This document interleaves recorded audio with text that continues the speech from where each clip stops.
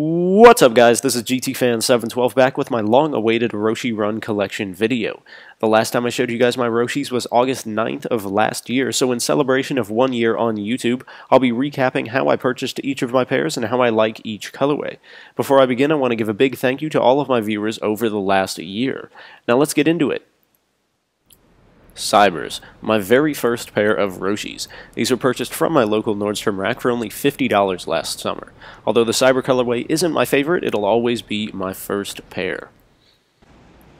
After I had the Cybers, I knew I needed another pair, so I had Nike Store stock locate some pairs for me. I came across Nike Running in Westport, Connecticut, who had both the black sails and sport reds. I chose to go with just the black sails, but as soon as the black sails were delivered, I immediately called back and ordered the Sport Red colorway, which is still one of my favorite and most worn colorways. For my fourth pair, I had to have the originals, the Iguanas, the original colorway from the early Roshe Run concept sketches. Purchased from Oneness in July of last year, this is still my all-time favorite Roshe Run colorway. After a short hiatus, I found myself strolling into the local Nike running store on last year's 7/12 day, where I found the women's Sprite colorway sitting on shelves. I decided to treat myself and I walked out with this excellent women's Roshe Run. Following the Sprite colorway was the surprising Zappos.com Roshe Run release, which had Roshi fans frantically attempting to become a Zappos VIP member. After a quick phone conversation with Zappos, I not only had the Stadium Greens, but the Speed Yellows as well. These Speed Yellows are fairly underrated. Although the lack of variation in color is a bit of a turnoff, the Wolf Gray upper brightened up the Roshe Run compared to the previously darker shades. Now this next pair wouldn't be possible without my good friend out in California, Eric. Nearly every store was sold out of the Siren Red colorway at the time I was searching for them, but I found a Chic Shoes location that had a pair in my size, and Eric was nice enough to pick them up and ship them out to me.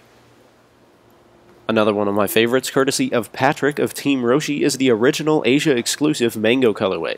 This colorway just works. The gray upper and somewhat stealthy swoosh along with the excellent bright mango sole make this colorway simply irresistible, my number 2 favorite Roshi of all time. And my last pickup of the summer came from a Nike outlet in Wisconsin.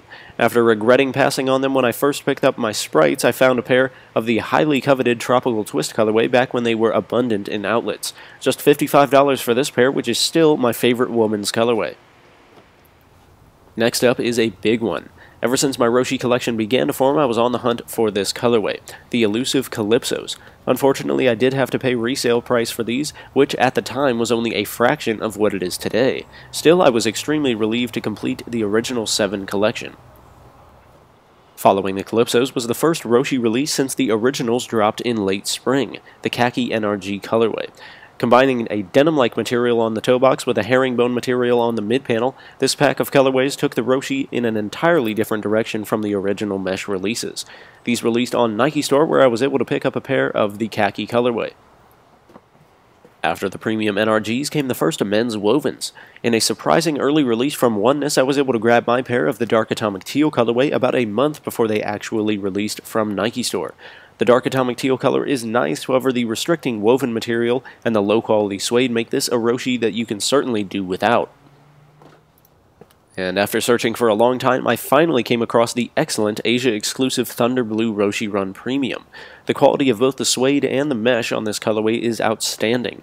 I lucked out while on vacation for New Year's when I found a listing on Rakuten for a pair of these in my size. A PayPal payment and a few weeks of shipping later, and they were finally mine.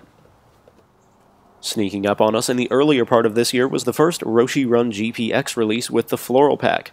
At a time when this floral-printed Roshi was rumored to be a 21 Mercer exclusive, I had Kevin from Team Roshi head over to Mercer Street to cop me a pair of the Atomic Teal colorway. Now the spring 2013 colorways begin. I went a little too hard with these colorways, picking up nearly all of them, beginning with the Squadron Blue colorway. First known as the Navy Calypsos, this colorway is extremely wearable with its multiple shades of blue. I was able to pick up these from Nike Store along with the next colorway. Also copped from Nike Store was this Tarp Green colorway, which is similar to my favorite Iguanas, while adding a bit of pop to keep them different. This fall-oriented colorway is certainly nice, although my least favorite of the spring 2013 releases. Now, my favorite Spring 2013 release came from my local Foot Action location, and it's the extremely vibrant Total Crimson colorway. The upper is outstandingly bright, which was an excellent addition for the spring season. Originally thought to be a Foot Action exclusive, these have continued to pop up at retailers since their original in-store release. Oh boy, the Mint Roshe Run FB. Possibly the most chaotic Roshe Run release, this extremely overhyped Roshi caused a lot of people a lot of stress, but not me. I wanted to check out the Roshe Run FB model, and the subtle mint colorway looked better than either the Sequoia or Sprite colorways, so I jumped on these when they randomly appeared on Nike Store. Following the mints was an impulse buy with the Volt Tonal Roshe Run from this spring's tonal pack. After initially passing, these were sitting in my size on finish line, and I had a $20 Winner Circle Rewards card that was coming close to expiring, so I decided to put it to use on this subtle Volt and Classic Stone colorway. The next anticipated release brought a new Roshe Run model into the mix with the Roshe Run Mid City Pack. I chose the most popular colorway of the bunch in the Tokyo colorway due to its vibrant hot punch accents, which works extremely well, coupled with the green tinted upper and sole. I certainly look forward to more Roshe Run mids in the near future.